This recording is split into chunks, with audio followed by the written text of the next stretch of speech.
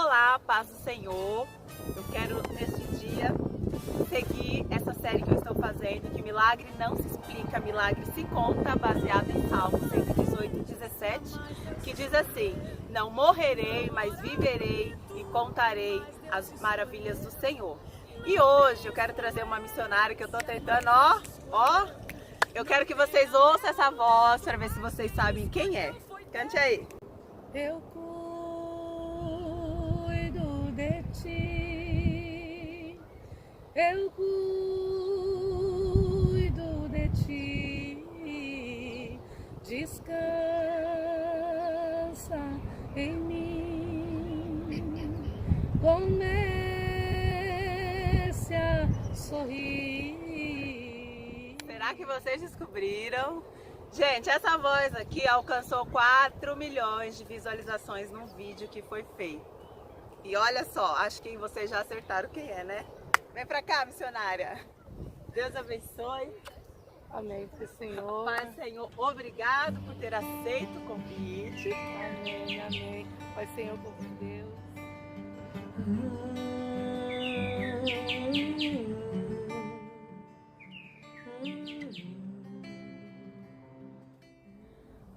Hoje nós estamos aqui com ela, a missionária Alexandra, e ela vai contar um pouco daquilo que Deus tem feito e aquilo que Deus fez na vida dela. Missionária, nós sabemos que você atende bastante agendas, né?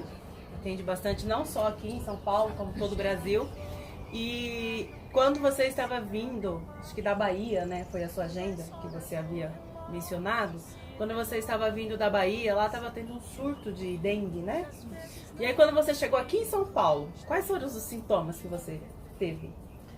Então, quando eu cheguei aqui em São Paulo, eu cheguei numa segunda-feira de viagem, tinha cumprido 10 dias de agenda lá na Bahia, em Jequié. E aí quando eu cheguei aqui na segunda-feira, aparentemente estava tudo bem, mas quando foi na quarta-feira daquela mesma semana, surgiram umas manchas roxas no meu corpo. E aí quando eu procurei o médico disse para mim que provavelmente eu tinha sido picada, né, pelo mosquito e que eu estaria com dengue. Naquela época estava tendo um surto na Bahia e como eles fizeram alguns exames de sangue em mim, minhas plaquetas estavam muito baixas, então fui diagnosticada com dengue também. E aí, mesmo com todos os sintomas que aparentemente era de dengue, você continuou ministrando? Porque na realidade quando você é diagnosticada, você faz um acompanhamento de uma semana. Então eu fazia todo esse acompanhamento durante a semana, mas à noite eu não sentia nada e eu continuava cumprindo a minha agenda. Então, se fosse dengue mesmo que você estivesse sentindo, seria maravilhoso. Seria. Seria bem mais fácil de tratar, né? De tratar. Com a tecnologia que tem hoje, seria muito mais fácil tratar. Tá. E aí, como os sintomas persistiu? Então, eu continuei cumprindo as minhas agendas, mas aí houve um dia que eu fui ministrar em Guatapará. Lá eu senti uma dor abdominal muito forte e quase que eu não consegui ministrar. E aí eu vim embora no outro dia, eu ministrei, mas um tanto debilitada.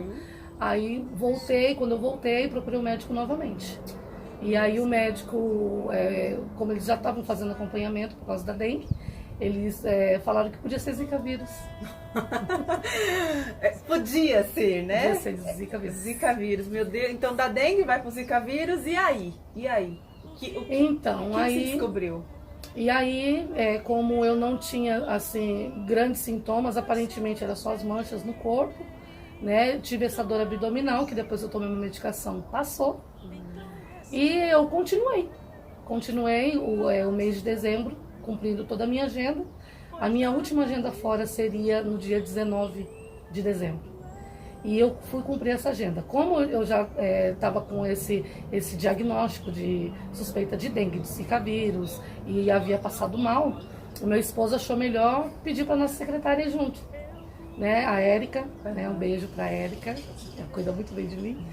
E a Érica viajou comigo, eu tinha uma agenda em Minas Gerais, e eu ia pregar no Congresso de Missões.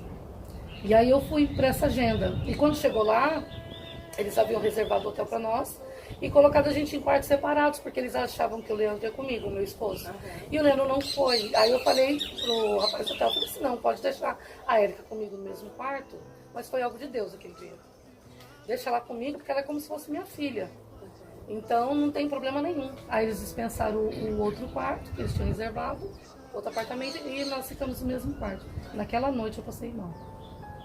Foi onde eu tive minha primeira febre, uma febre muito alta. E quando eu estava entrando em convulsão, a Érica acordou. E muito assustada, ela tentou me acordar, me reanimar. E, enfim, foi aquele susto, né? Mas mesmo assim, eu melhorei. Tomei uma medicação lá, melhorei e ministrei 2 dias. Então já era um sintoma daquilo que estava por vir. Exatamente. Né? Aí eu cheguei, nós viemos embora, eu preguei o sábado e domingo, que foi no ano de 2016 isso. E preguei o sábado e domingo, quando foi na segunda-feira nós viemos embora, eu e a Érica. Nós tínhamos uma confraternização da igreja para fazer, que era a confraternização de final de ano, amigo secreto da igreja. E nós fizemos. E aí, isso foi na terça-feira, nós chegamos na segunda, na terça foi a nossa confraternização. E aí eu já estava sentindo muito cansado, um cansaço assim, não era algo normal. E eu não conseguia comer nada, já não conseguia mais comer. E aí, quando passou a terça, a quarta, na quinta-feira eu passei muito mal. Tive uma dor abdominal muito forte. Progrediu aquela suposta doença? O que você descobriu nessa sua internação? O que aconteceu foi o seguinte, eu fui internada. E quando cheguei no hospital, o meu esposo levou todos os exames que o médico já havia feito anteriores. E aí eles disseram que provavelmente ou era zika vírus mesmo ou era dengue. E me deixaram internada. Só que eu estava com a dor abdominal muito forte. E eles me medicaram e me deixaram, né, em observação abdominal. E constatou que eu estava com uma pedra na vesícula. E eles resolveram me operar, fazer uma cirurgia. Isso na Santa Casa de Mogi.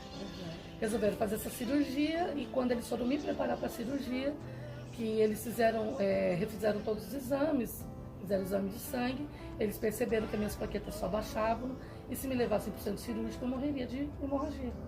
Então o médico falou assim, olha, a pedra que você tem é insignificante, não era nem para você estar sentindo tanta dor, mas a gente precisa observar melhor o que você tem, eu vou cancelar a sua cirurgia. Na hora do parto, né, ele me contou depois. E disse para ele que eu estava com algum tipo de câncer que eles não estavam conseguindo identificar. E que eles não tinham o que fazer por mim ali. Porque o hospital não estava pronto para receber, não tinha recurso para me tratar ali naquele momento. Que ele queria me transferir para me tomar uma bolsa de sangue, porque eu já estava com as minhas plaquetas baixíssimas. E aí o meu esposo olhou para ele e falou assim, olha, ela já passou o Natal aqui, esperando uma cirurgia, vocês não fizeram a cirurgia, então eu quero levar minha esposa para casa. Já que ela está assim, eu vou assinar um termo de responsabilidade porque eu estou tirando ela do hospital. E depois eu vou procurar os recursos que a gente tiver. Porque já que vocês não estão tratando o caso dela e nem sabem que ela está seguinte no dia 2 de janeiro. O meu esposo resolveu me levar de novo no hospital porque ele viu que eu estava piorando. E quando eu cheguei no hospital, eles fizeram outro exame de sangue. E aí o médico já me deixou em observação ali mesmo, em observação, no leito. E eu não entendia muito bem por que eu estava ali, porque eu não sentia nada. Sim. Né? Eu só não sentia fome, as manchas continuaram se alastrando no corpo, mas assim, fisicamente, dor eu não sentia. Então, para mim, eu não entendia muito bem.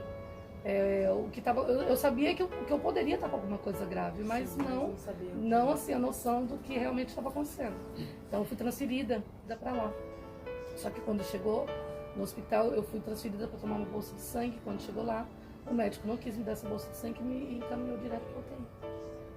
Então eu fui para a UTI do pronto-socorro. Pelo estado que você estava. Que eu já estava bem debilitada. Dia 5 de janeiro, eu estava internada, estava na UTI, eu estava tomando soro só, porque ninguém sabia o que eu tinha direito. E quando foi mais ou menos no dia 5 de janeiro, veio um médico hematologista, outro estado, e ele veio conversar comigo. Nesse período, a minha família, eles foram embora. Então, quando o médico chegou, eu estava sozinha para conversar com ele. E aí, quando ele chegou, ele se apresentou, falou que era um médico hematologista, que tinha mandado os meus exames para ele por e-mail e que ele fazia questão de ter vindo pessoalmente conversar comigo. E só sabia o que eu tinha. Eu falei assim que não, que eu desconfiava, que eu tinha alguma coisa grave, mas eu não sabia o que eu tinha, né? E aí ele falou assim, então eu vim trazer a notícia para você, do que você tem. Eu andei analisando seus exames e você tá com uma leucemia aguda. Aí ele falou assim, você sabe o que é leucemia? Eu falei assim, olha, leucemia, até onde eu sei, é câncer no sangue. Ele falou, exatamente. Você está com câncer no sangue, só que o tipo de leucemia que você tem é agudo. Há uma diferença entre crônico e agudo. Crônico a pessoa tem, mas demora muito tempo para se manifestar. E agudo não. Agudo, ele se manifesta muito rápido, as células de câncer se espalham muito rápido na medula e, assim, a expectativa de vida é aquela, né? E eu perguntei para ele, eu falei assim, quanto tempo de vida o senhor acha que eu tenho? Qual é a minha expectativa de vida? Aí ele falou para mim, eu não posso precisar quanto tempo de vida você tem. Quando você... de te ouvir aqui dá até uma agonia. Qual foi a sua reação, assim? Nenhuma. Porque você ouviu, você tá bem. Tem uma vida agitada, mas tá bem, tá? Começa a passar mal. Daqui a pouco, porque, né, é assim. Aí você ouve de repente. De repente. Você ouve um diagnóstico. E na realidade você não tá sentindo dor, né? Exatamente. Você não tá sentindo nada. Você tem umas manchas no corpo. Você acredita? Você cansaço físico. Você acredita? Você não acredita? O mundo, o pessoal fala que abre o chão, que cada um tem uma reação, mas qual foi a sua? Nenhuma. Na realidade, assim, eu mesmo me surpreendi com a minha reação. Acho que o médico esperava que eu ia chorar muito, que eu ia me desesperar, que o medo ia bater, e na realidade eu não senti nada. Era como se ele estivesse me dizendo que eu estava com uma gripe, sabe? Um resfriado. E assim, naquele momento, foi a única coisa que eu perguntei para ele, qual era a minha expectativa de vida. Ele falou que não podia garantir, e ele ainda perguntou, você tem religião? Eu falei assim, olha, eu sou evangélica, sou crente. Ele falou assim, então ora. Ora, porque agora, sim, aqui não tem tratamento para o seu caso. Embora Mogi seja uma cidade bem estruturada, para o seu tipo de leucemia não tem tratamento. Então o que nós vamos precisar fazer? Nós vamos ter que arrancar você daqui. E você precisa fazer as sessões de quimioterapia. Aí eu falei para ele, meu cabelo vai cair? Ele falou, vai. É a primeira coisa, né? Que vai cair e você vai passar por um processo um pouco difícil, mas eu tenho certeza que a sua família vai estar do teu lado e nós vamos fazer o possível para cuidar de você. E quem deu a notícia para os seus familiares? Foi eu. Foi você? Foi eu. Porque ele saiu dali e falou assim, olha, eu vou colocar o teu nome agora numa lista de espera para um tratamento, porque é pelo SUS. Eu falei, Deus, me dá graça agora para enfrentar o que eu tenho que enfrentar e contar para minha família, né, que seria o mais difícil. Se o médico chegasse para contar e a sua família estivesse lá, eles iam querer até te poupar, né, no princípio, porque para quem está recebendo a notícia, né, para quem está ali, você foi a porta-voz da notícia, né, como que eles reagiram? Então, aí, porque até então, assim, eu não tinha chorado, não tinha me desesperado. Você estava anestesiada? Eu estava normal. Como eu estou conversando com você aqui, foi a forma que eu reagi. Quando você ouve uma notícia dessa, a única coisa que você quer é ouvir Deus, né? E eu me lembro que quando eu deitei, entrou umas irmãs que faziam um trabalho de capelania, entraram assim e perguntaram, a gente pode orar por você? Eu falei, nossa, agora Deus vai falar comigo, né? Falei, claro que pode. Por favor. Aí elas começaram a orar, mas Deus não falou nada. Assim, Deus permaneceu em silêncio. E até o que elas leram, eu que gosto tanto de ler Bíblia. Sim. Naquele momento, nem que elas leram, eu não entendia direito. Não sei se era a mente trabalhando em relação... eu pedi para que meus filhos entrassem. Primeiro, porque eu tinha ligado com meu esposo, tinha voltado para ele por telefone. De tanto ele insistir, porque eu não tinha dito. E aí pedi para os meus filhos entrarem, tenho 2 filhos adultos. E eu contei, e aí eles me abraçaram, choraram muito. Aí a hora mais difícil foi da minha mãe. E aí quando a minha mãe entrou, eu até me emociono quando eu falo disso. Quando a minha mãe entrou, eu falei para ela assim, mãe, a senhora lembra que um dia eu fui num velório de um bebê com a senhora, eu era criança. E quando eu perguntei por que Deus levava os bebês, ele era tão inocente. E aí a minha mãe falou para mim assim, olha filha, tem pessoas que têm um nível de santidade tão grande que não cabe mais nessa terra. Então quando Deus percebe isso, ele leva para ele. Aí eu falei assim, olha mãe, vou falar uma coisa para a senhora. Se Deus me curar, para sempre eu vou ser referência de um milagre enquanto eu estiver viva. Mas se Deus não me curar, é sinal que eu não sirvo mais para essa terra. Então eu não quero que a senhora se entristeça e nem se revolte contra Deus, se chegou o tempo dele me levar. E aí eu cantei aquele hino para ela. Se Deus fizer, Ele é Deus, se não fizer, Ele é Deus. Tanto que ela não pode nem ouvir até hoje. Ela fica muito emocionada. E aí foi assim. Aí eu contei para minha irmã também ficou muito abalada, né? Meus irmãos, meu pai. E aí começou a batalha, né? Fiquei ali aguardando para começar a fazer sessões de quimioterapia. Enquanto isso, a sua família, sua casa, né? Seu pastor presidente, pastora presidente, acho que o campo de Mogi das Cruzes, nós estávamos em oração também, né? Eu assim, conheci mais a sua pessoa, foi através disso também. Eu de fora, eu fico me imaginando como é que você reagiu no processo. Quando seus cabelos caíram, como é que você se olhou diante do espelho? Então, foi assim, durante esse período eu acabei pegando uma infecção hospitalar no pulmão e eu tive pneumonia, fui com balão de oxigênio. Logo nesse período o pastor Gilberto foi me visitar e quando ele me viu, hoje ele disse para mim, né, que quando ele me viu naquele estado, ele disse, Deus, ela não vai aguentar. Porque eu comecei a inchar, meus órgãos internos começou a inchar, pâncreas, baço, rim. Eu fiquei toda inchada. Então eu já comecei a entrar num estágio, né, meio difícil. Difícil de quem estava vendo. E já com o diagnóstico de leucemia, quando eu fiz o meu primeiro mielograma, que é o exame das contagens das células de câncer na medula, eles colocam uma agulha no seu peito, faz a punção. Enfia a agulha? Isso. Ai, meu Deus. E atravessa ela vai até a sua medula. Então, quando eles fazem a punção do sangue, parece que eles estão arrancando a sua alma fora. Meu Deus. E isso porque você toma uma anestesia local.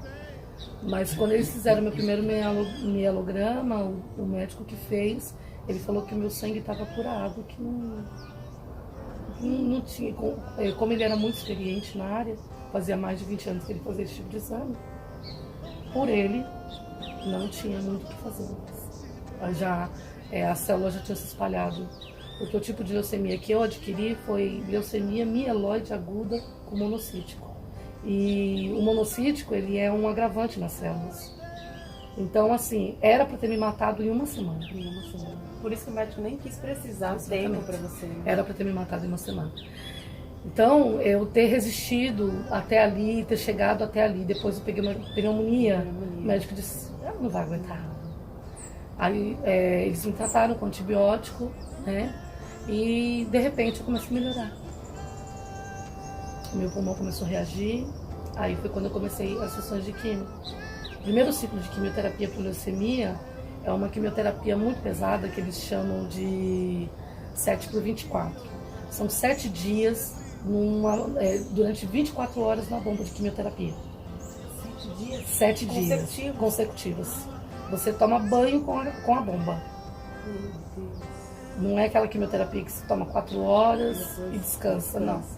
São 7 dias. Acrescenta mais 3 em dias intercalados. Que é aquela quimioterapia vermelha que o pessoal fala, que faz cair o cabelo. E aí foi quando meu cabelo começou a cair. Aí eu pedi, um dia eu tomei banho e na hora que eu fui passar a mão no cabelo, já estava, né, saindo assim muito cabelo. E aí tinha um enfermeiro que ele tirava o cabelo quando o pessoal pedia. E naquele dia ele tinha levado a maquininha. E quando ele passou pelo meu quarto, eu chamei e perguntei pra ele se ele podia tirar meu cabelo naquele dia. Ele falou, você tá pronta pra isso? Eu falei, tô, pode tirar. Aí eu tirei meu cabelo, mas na realidade, assim, eu nem sei te explicar a sensação, porque eu não senti nenhum apego pelo meu cabelo. Acho que a dor fala mais alto? Eu não senti... Quando meu esposo chegou, ele olhou pra mim, careca, e ele deu um passo atrás, porque ele não esperava que naquele dia eu já tivesse feito sem ele. Sim. Porque a reação de quem tá de fora é que você tá querendo aquele cuidado, Exatamente. aquele acompanhamento. Exatamente. Né? Então tudo assim pra mim foi muito sozinha, independente. Eu recebi a notícia sozinha, eu tirei meu cabelo sozinha. Quando ele chegava já tinha acontecido. Só na surpresa. E aí ele deu aquele passo atrás, achou que eu estaria muito chorosa, né? Sim, enfim, porque o cabelo é referência da mulher. Claro. E o meu cabelo tava enorme, tava na cintura. Assim, tava muito cabelo. E eu tinha pintado de loiro antes de saber que eu tava doente. Né? Então tava lindo o meu cabelo, bem tratado. E aí de repente tudo isso aconteceu. E aí ele voltou, entrou no quarto, e quando eu tava sentada na poltrona do quarto, aí eu falei pra ele, assim, eu quero fazer uma selfie. Ele, como assim? Você quer fazer uma selfie? Eu falei assim, não, eu quero tirar uma foto. E nós fizemos aquela selfie naquela mesma hora. Aí pronto, aí foi um susto pra todo mundo. Sim. Porque como eu sou muito conhecida, né? Sim, ninguém esperava me ver daquele jeito. jeito. Sim. Né, com catéter no pescoço, careca. Mas bem, dá garantia de que a presença dele é prioridade. Então, eu sabia que se eu morresse ali naquele período, naquele tratamento, eu tinha salvação. Então, no meu segundo ciclo de quimioterapia, eu tive uma reação alérgica a uma medicação. Como as minhas defesas baixaram muito, eles me deram um antibiótico chamado polimixina. E quando eles me aplicaram a polimixina, eu tive uma reação alérgica e eu quase morri. Meu Deus do céu. Eu entrei em choque. E aí divulgaram a minha morte no Facebook. Divulgaram a sua morte no Facebook? Divulgaram. Mas pelo estado que você estava? Eu não sei como vazou a notícia de que eu tinha tido essa reação alérgica e que eu estava muito mal. Encheu seu corpo? Você não, minhas pernas começaram a paralisar na hora que a medicação começou a entrar no meu organismo. E aí a única coisa que eu consegui fazer foi apertar a campainha para chamar a enfermeira. Mas quando ela chegou, eu já estava perdendo a consciência. E meu corpo já estava entrando em choque. E aí alguém ficou sabendo? E aí divulgou que eu havia morrido. Tá aqui, gente. Está aqui. Menina. Pois é. E a sua família, como reagiu? Não, então aí todo mundo ligando pro hospital. Desesperado. Ligando pra mim, né? Meu celular ficava comigo, mas eu não atendia, era minha família. E a minha irmã estava comigo de acompanhante nesse dia. E aí ela falou pra minha família, o povo achando que a gente queria esconder, né? Que ela queria esconder, que não tinha acontecido. Enfim, foi aquele tumulto, mas olha você aqui. Estou viva, pra dizer que Jesus faz. Mas aí depois dessa morte e ressurreição, porque assim as pessoas entrar nos assuntos que não é da conta deles e divulgar aquilo que eles não têm certeza de que é a verdade. E após, né, você, engraçado, passou um processo tão terrível para chegar no momento que você já estava um pouco melhor.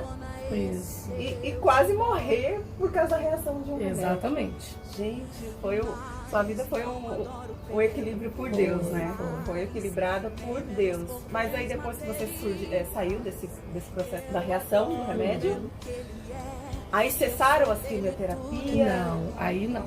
Aí, como eu comecei a ter uma melhora, que o médico não esperava que eu tivesse, aí o médico conversou com a minha família e disse que o meu caso era só transplante de medula. E convidaram os meus irmãos para fazer o teste de compatibilidade, mas quando eles fizeram, nenhum dos dois era compatível. Aí eles me cadastraram no banco de doação mundial. E o médico me explicou que se alguém no mundo tivesse a minha genética, né, pudesse me doar uma medula de doação.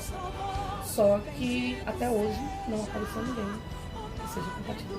Então você não fez o transplante de medula? Não. Mas... aí fica todo mundo se perguntando, né, gente, sem transplante? Não fez o transplante? Não fiz porque eu não tinha nada. Na realidade, o meu irmão caçula, ele é 50%, mas no meu caso era tão grave Tinha que ser que eu precisava ser 100%. Eu falei, não vou arriscar, porque se a gente fizer, pode ter uma rejeição muito grande, aí você não suporta. Então, a gente precisa de uma garantia de 100%. Seu irmão não é 100%, mas não. E aí eu fiquei sem doador. Aí eu perguntei pro médico, e agora? Ele falou assim, então, o que acontece é o seguinte, você vai ter que continuar fazendo quimioterapia. Né? Então, assim, a leucemia é uma doença que vai e volta. Então é o seguinte, vou te dar alta. Você vai pra casa, já tinha mais de um mês que eu tava de novo no hospital. E você vai ficar uns 5 dias em casa, depois você volta pra gente continuar o próximo ciclo de quimioterapia e assim a gente vê o que faz. E assim, a gente conversava com o médico todos os dias, você sentia que o que ele estava dizendo era o seguinte, vai se despede da sua família. Curte o que você tiver que curtir. Aproveita seus filhos, seu marido, sua igreja, né? O que você gosta de fazer, faz. Me liberou para comer tudo que eu quisesse, porque na época eu não podia comer tudo, né? Então você está com vontade, come, faz o que você tiver que fazer, vontade, tudo que você tiver vontade. Nessa época, ia ser a festividade da nossa igreja. Eu queria muito participar, porque era assim, era importante para mim. E eu acreditava que eu ia fazer o transplante, ia dar tempo, ia ser mais ou menos um mês de recuperação, e era a data que seria a festividade. Só que o médico jogou um balde de água fria, falando, olha, você não vai participar, não adianta. Eu até pedi para ele me liberar, ele falou, não, você não vai participar, porque justamente nesse período você vai estar fazendo quimioterapia de novo. E passei aqueles dias em casa, quando foi no último dia, era um domingo. E naquele domingo, eu falei pro meu esposo, eu quero ir pro culto. Aí ele falou, não, você tá muito debilitada, você não vai pra igreja. Careca, tinha que colocar lenço, máscara, né, por causa do microfone e tal. Aí eu falei, não, mas eu quero ir pro culto. E se tiver que acontecer alguma coisa comigo, o que aconteceu na igreja? Ele, tá bom, então já que você insiste, vamos. Fui. Aí chegou no culto, ele falou assim, amor, a igreja queria ouvir sua voz, você tem que... Ele falou, não, você não vai pregar. Eu falei, bom, não vou discutir com o doente, opa, né? Quer pregar, deixa ela pregar. Vai pregar. E preguei naquele culto. Quando eu terminei de pregar, eu convidei as irmãs para cantar comigo, porque eu não ia cantar com elas.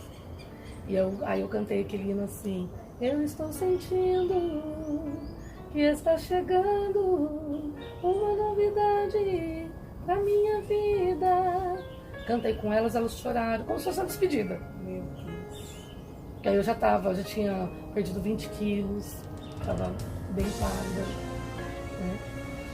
E aí, na segunda-feira, isso foi no domingo, na segunda-feira eu fui pro hospital. Cheguei no hospital, era de praxe, eles levavam a gente pro centro cirúrgico, né? E já colocava o catéter para continuar as sessões de quimioterapia. E naquele dia eles não fizeram isso. Só me internaram, me acomodaram no quarto e fiquei. Aí ele falou, você não notou nada estranho? Eu falei, não. Era pra mim ter colocado o catéter, eu não vou colocar hoje, vou colocar amanhã. Aí ele falou assim, não, é porque eu tenho uma novidade pra você. Olha aí. Ô, Glória. Aí os meus exames na mão. Ele falou assim, você lembra que você fez alguns exames antes de eu te dar alta? É normal, sim, a gente faz, é normal. Aí eu falei, lembro que eu fiz todos os exames. Ele falou, então, o resultado chegou hoje à tarde, sou mielograma. E por incrível que pareça, Alessandra, não consta nenhuma saúde de câncer na sua medula óssea. Quer ir embora pra casa? Aleluia! Peraí, quem falou que você não ia participar do congresso mesmo? Pois é, então ele veio trazer o seu uniforme, veio trazer o seu diagnóstico médico, gente, e ainda dizem que não tem cura a leucemia, né? Para os homens não tem. Os homens, mas para Jesus tem cura. Que glória, gente. Como dar glória a esse Deus que faz essas maravilhas, né? Eu quero muito agradecer você que está compartilhando com a gente. Eu sei que você pulou muita coisa, né? Muitas peculiaridades que é só você e Deus, que eu acredito nessa presença tão poderosa que é só Deus que faz. E eu quero assim que esse testemunho alcance, né? Você que está assistindo aí, que está com alguma enfermidade, acredita. Tá aqui, ó. Viva! Cheia de Deus. Agora, dia 3 de agosto, fez um ano, né, que eu saí do hospital. E já voltei ativa, assim, logo no mesmo mês. Né, voltei a ministrar. No final do ano, voltei às minhas viagens, com autorização do médico, claro, né? O médico... Hoje eu faço acompanhamento, porque quem teve câncer tem que fazer um acompanhamento, mas graças a Deus, durante todo esse ano, tenho feito todos os anos estão ok, sabe? E eu tenho muito que agradecer primeiramente a Deus por esse grande milagre, né? Ele provocou na minha vida, porque o mesmo Deus que permitiu todo esse vale, foi o mesmo Deus que me curou. Então eu louvo a Deus, tenho que agradecer a Deus mesmo todos os dias por estar viva, né, por ter a oportunidade de ser referência, né, agora de um milagre. Todo mundo que olhar agora tem que admitir Deus faz, né? E também agradecer a minha família, todo meu lado o tempo todo, meus filhos, meu esposo, minha mãe, meus irmãos, sabe, os meus primos todos me ajudaram demais. Cada um da sua forma, tiveram do meu lado a minha família inteira. A família, eu recebi um carinho assim muito grande. A igreja, irmãos, eu não tenho nem, sabe, como agradecer. Eu fui pastoreada, o pastor Gilberto, a pastora Vilma, são pessoas assim maravilhosas que Deus colocou na minha vida para me abençoar. Eu tenho que deixar aqui minha palavra de gratidão aos meus pastores, à igreja de Mogi. O campo de Madureira, aí igrejas entraram em propósito, pessoas subiram um monte por minha causa. Eu recebi muito carinho de toda a igreja brasileira, até fora do Brasil. Pessoas vieram de longe me visitar, pastores vieram de longe me visitar no Hospital Brigadeiro. Eu tenho que deixar aqui minha palavra de gratidão a todo esse povo e as enfermeiras, gente. Cada cuidado, Deus, ele foi tão maravilhoso na minha vida que ele preparou as enfermeiras certas, auxiliares certos, os médicos certos para cuidar de mim. Eu recebi um carinho que eu nunca imaginava. Eu nunca imaginei que eu fosse tão querida. Então, eu louvo a Deus por todas essas pessoas que passaram pela minha história durante todo esse processo, todo esse período. Amém.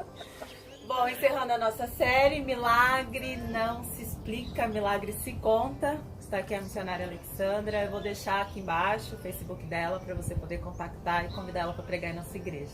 Amém? Deus abençoe sua vida. Amém, muito obrigada, tá? Eu te agradeço. Amém.